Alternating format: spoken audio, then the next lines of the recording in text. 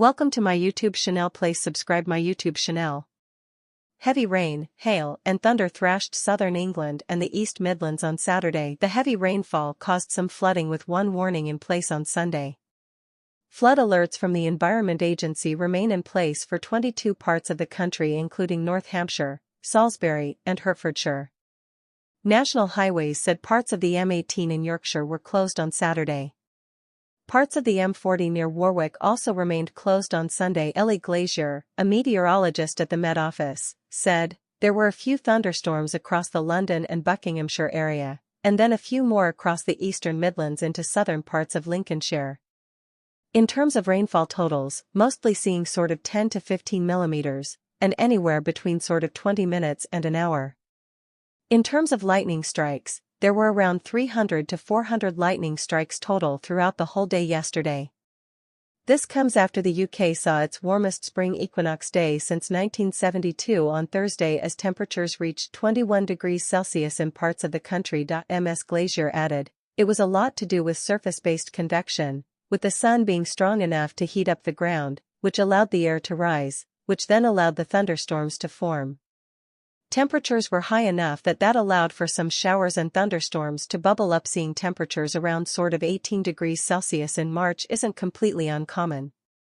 Obviously, it's more common now than it was, say, 50 to 100 years ago, but with a warming climate that is what we would expect."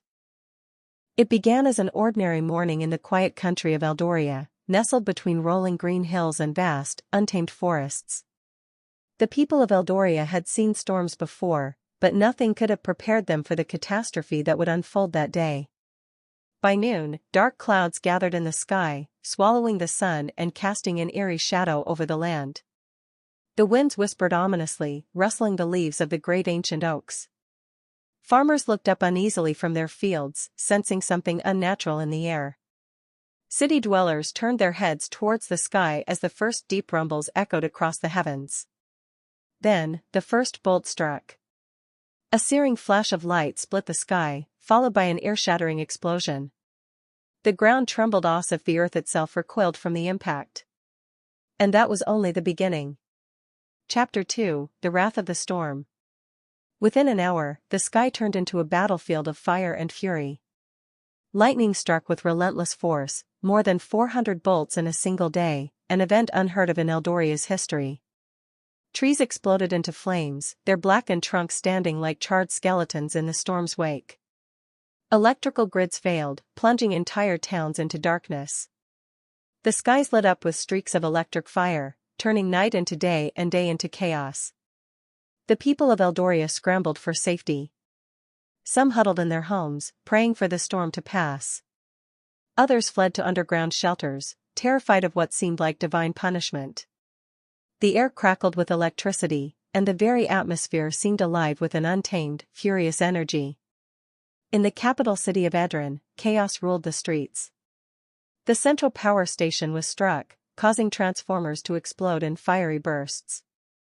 Emergency services struggled to keep up, their sirens drowned out by the continuous roar of thunder. The skies wept rain, but instead of relief, it only added to the confusion. Streets flooded, and the water reflected the wild, flickering dance of the storm above. Chapter 3, The Fire That Walked. One of the most terrifying phenomena of the day was the birth of St. Elmo's fire. A rare and haunting event, the glowing blue plasma clung to the tops of church spires, antennae, and even the metal tips of umbrellas carried by the unsuspecting. It was as if the storm itself was breathing through the city, ghostly flames licking at the highest points like whispers of the supernatural. Sailors on the coastal town of Valthorne witnessed an even more bizarre sight. The mastheads of their ships glowed with eerie blue light, and the sea itself seemed to pulse with electric energy. Some claimed they saw figures of light moving within the storm, creatures of fire and thunder walking among them. Superstitions ran wild. Was it an omen? A punishment? Or merely nature displaying its raw, untamed power? Chapter 4, The Science Behind the Madness. While many feared the storm was a divine reckoning, scientists at Eldoria's Meteorological Institute worked tirelessly to understand it. Dr. Leora Vex, a leading climatologist, had been tracking unusual shifts in atmospheric pressure for weeks. She had warned that something unprecedented was brewing, but even she had not anticipated this magnitude. The conditions were perfect for a superstorm, she later explained. A high-energy front collided with an unstable thermal pocket, creating a chain reaction in the upper atmosphere. Once the lightning began, the electrical field became so charged that it fed itself, creating a rare lightning outbreak.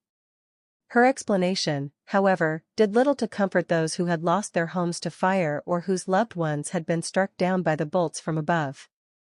Eldoria's emergency services reported over 100 injuries, some mild, others severe. Miraculously, fatalities remained low, as if some unseen force had spared the people from total devastation. Chapter 5: The Aftermath. By the time dawn broke, the storm had passed, leaving behind a scarred landscape. Fields that had once been golden with wheat were now blackened and burnt. The forests bore the marks of 100 fires, smoke still curling from the wounded trees. Cities and towns faced days, even weeks, of recovery, downed power lines, flooded streets, and shattered buildings left in the wake of nature's fury. Yet, amidst the destruction, something incredible happened. The people of Eldoria did not fall into despair. Instead, they banded together, helping neighbors clear debris, sharing food and supplies, and rebuilding what had been lost. The storm had tested them, but it had not broken them. In the days that followed, stories of heroism emerged. Firefighters who braved infernos to save families trapped in burning homes. Doctors and nurses who worked tirelessly despite power outages. Volunteers who risked their own safety to rescue stranded animals and the elderly. Chapter 6: The Mystery of the Final Strike. As Eldoria slowly recovered, one question lingered in everyone's minds: what had caused the very last lightning strike? At precisely 3:13 a.m., as the storm began to dissipate, one final bolt struck the tallest tower of Edryn's Grand Library. The impact caused no fire, no explosion, just a momentary flash of pure white light. When the dust settled, the tower stood intact, but something had changed. Librarians who ventured into the archives that morning found an ancient manuscript, one long forgotten in the depths of history. The pages, untouched by time, bore strange symbols and writings no one could decipher. Some scholars believed it to be an old prophecy. Others thought it might hold the secret to understanding the storm itself. And so, even as Eldoria moved forward, rebuilding from the wreckage, a quiet mystery remained.